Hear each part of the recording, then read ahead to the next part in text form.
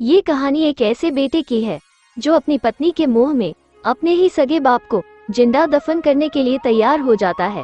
किशनगढ़ नाम का एक गांव था। उस गांव में एक किसान का परिवार रहता था। उस किसान का नाम बिरजू था। उसके परिवार में उनकी पत्नी लक्ष्मी और बेटा बबलू रहता था। उनकी माँ का उनके बचपन में ही देहांत हो गया था। उनके पिताजी का नाम था बनवारी लाल। उनके पिताजी ने अपनी जवानी में बहुत मेहनत करके अपने बेटे के लिए पूंजी जमा की थी। एक दिन बिरजू और उनका परिवार आपस में बातें कर रहे थे। ए जी, सुनते हो, अपना बबलू अब बड़ा हो रहा है। इस साल बबलू का स्कूल में दाखिला कराना होगा। गांव के सभी बच्चे स्कूल जाते हैं, अपना बबलू भी स्कूल जाना चाहता है। भाग्यवान मैं जानता हूँ, अपना बबलू अब बड़ा हो रहा है। अगर आपको फुर्सत मिलती है तो स्कूल जाकर मास्टर जी से बबलू के दाखिले के लिए बात कर लो ना। आज ही मैं खेत जाने से पहले स्कूल मास्टर जी से बात करने जाऊंगा। मैं भी पढ़ाई करने स्कूल जाऊंगा। मुझे पता है ये जमाना कैसा है, बिना पढ़ाई के जीवन जीना बहुत मुश्किल है। बबलू स्कूल जाएगा तो पढ़ लिख कर होशियार होगा और उसका भविष्य उज्जवल होगा। आप तो जानते हैं इस जमाने में पढ़ाई कितनी जरूरी है। आप तो नहीं पढ़ पाए थे। मैं पढ़ नहीं पाया, यह मेरी गलती नहीं थी। उस वक्त का जमाना अलग था, पढ़ाई की इतनी जरूरत नहीं थी। पिताजी, मुझे पढ़ाई करना अच्छा लगता है। मेरे दोस्त लोग सब पढ़ाई करने स्कूल जाते हैं। पढ़ाई के बिना इंसान का भविष्य नहीं बन सकता। तो आज ही स्कूल जाओ और मास्टर जी से बात कर लो। आज ही मैं खेत जाने से पहले स्कूल मास्टर जी से बात करने जाऊंगा। बबलू अपने दोस्तों के साथ खेलने गया और बिरजू के पिताजी गांव के चौराहे से घर आए।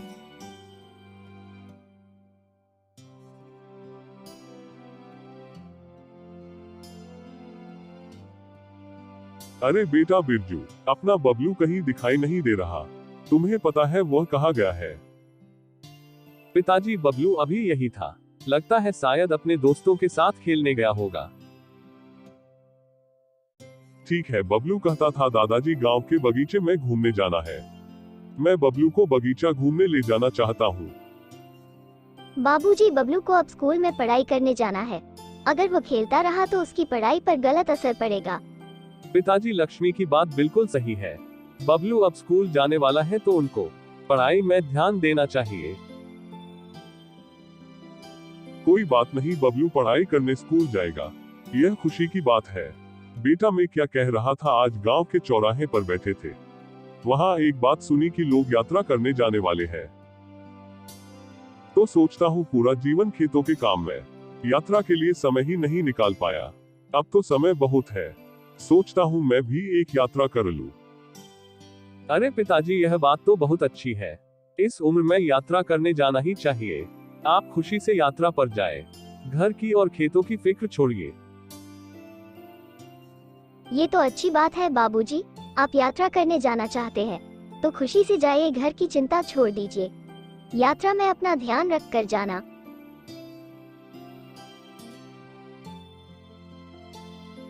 बिरजू के पिताजी और कुछ गांव वाले सब लोग साथ में यात्रा करने निकल गए। यात्रा बहुत लंबी थी।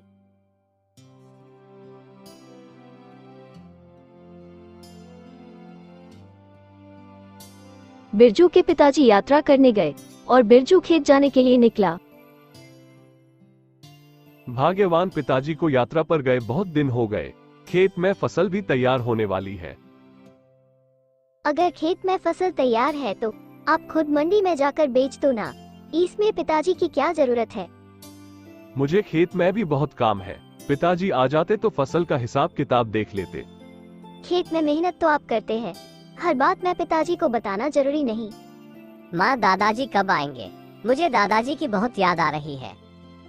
बेटा, मुझे क्या मालूम दादाजी कब आएंगे।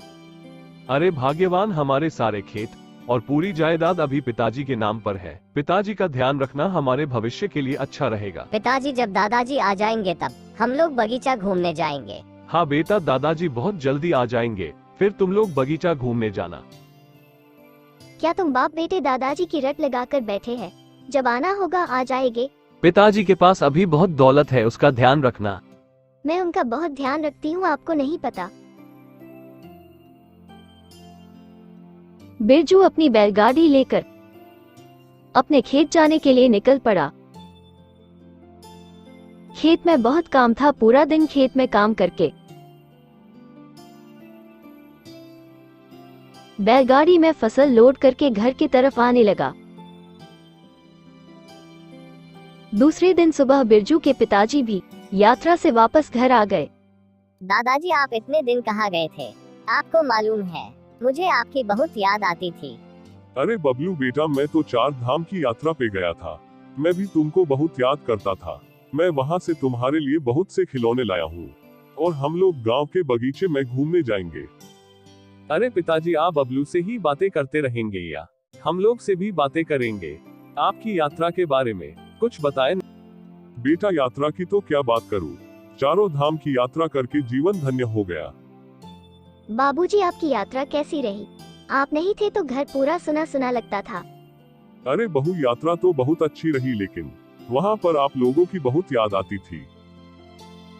हम सब आपको बहुत याद करते थे। अच्छा हुआ आप आ गए। बबलू तो आपको रोज याद करता था। पिताजी, अपने खेतों में फसल भी बहुत अच्छी हुई है।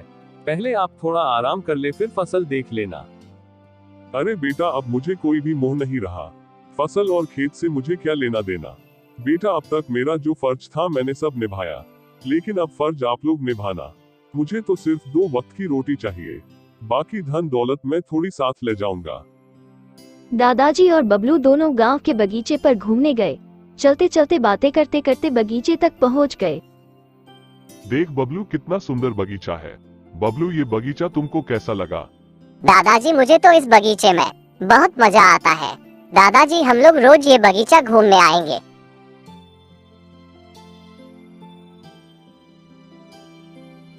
बबलू बेटा, मैं तुम्हें एक बात बताता हूँ, तुम पढ़ाई में खूब ध्यान देना और बहुत बड़ा आदमी बनना। हाँ दादाजी, मैं बहुत बड़ा आदमी बनूंगा और आपको मैं विदेश घूमने ले जाऊंगा। ठीक है, चलिए दादाजी घर चलते हैं।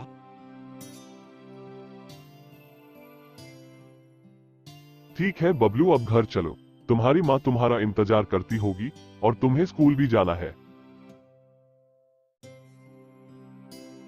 बबलू और दादाजी घर जाने के लिए चले। बहू, आज तो बबलू बगीचे में खेलकर बहुत ही खुश था। उसको बगीचे में बहुत मजा आता है। आज से मैं रोज बबलू को घूमने ले जाऊंगा। बाबूजी, आपने तो बबलू को बहुत बिगाड़ दिया है। जब भी देखो यही कहता है, माँ मुझे दादाजी के साथ घूमने जाना है। अब मैं आपको साफ साफ बता देती हूँ, बबलू को आपके साथ कहीं भी जाने की जरूरत नहीं है। बबलू सिर्फ स्कूल जाएगा।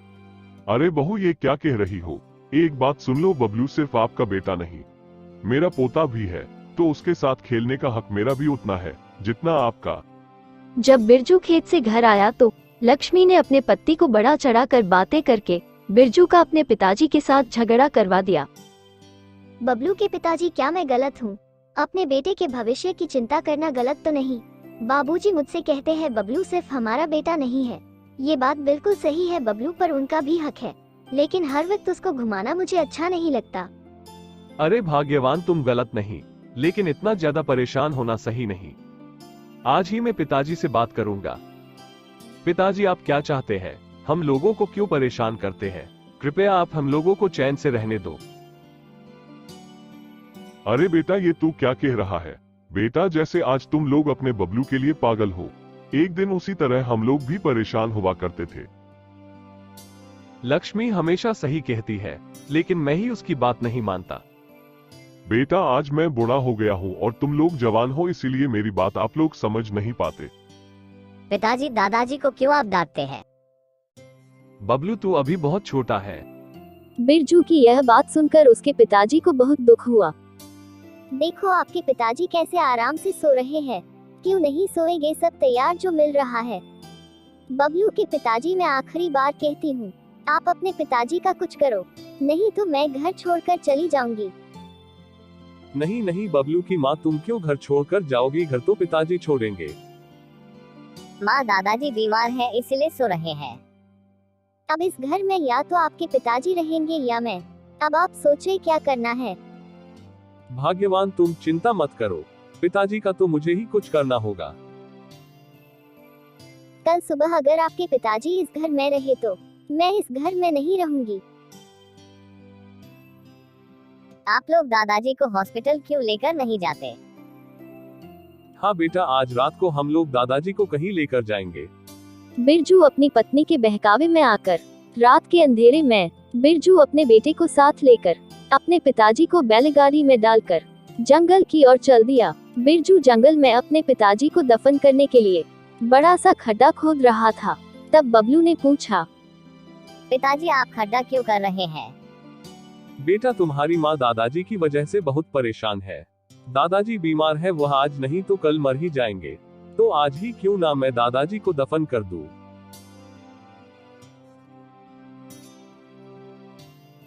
लेकिन बेटा, तू क्यों खड्डा खोद रहा है? पिताजी मैं भी जब बड़ा होऊंगा तब मेरी पत्नी भी आपसे परेशान होगी, तब मुझे आपको दफन करने के लिए खड्डा नहीं खोदना पड़े, इसलिए आज खड्डा खोद रहा हूँ। अरे बेटा, तूने तो मेरी आंखें खोल दी। चल छोड़ यह खड्डा, हम लोग दादाजी को हॉस्पिटल लेकर जाते हैं और तुम्हारी माँ को घर से भगाते हैं। पिताजी मुझे माफ कर दीजिए, मैं अपनी पत्नी के मुंह में पिताजी का प्यार समझ नहीं पाया, मुझे माफ कर दो। अरे बेटा, दुनिया के सब लोगों के बच्चे बबलू के जैसे होशियार होते तो तुम्हारे जैसे स्वार्थी और लालची बेटों की अकल ठिकाने आती।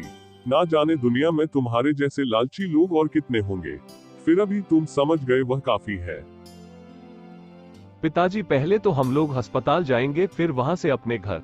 उस लालची और स्वार्थी औरत को घर से भगाना है। बिरजू अपने पिताजी को अस्पताल ले गया। रात भर अस्पताल में रहकर सवेरे घर जाने के लिए निकले।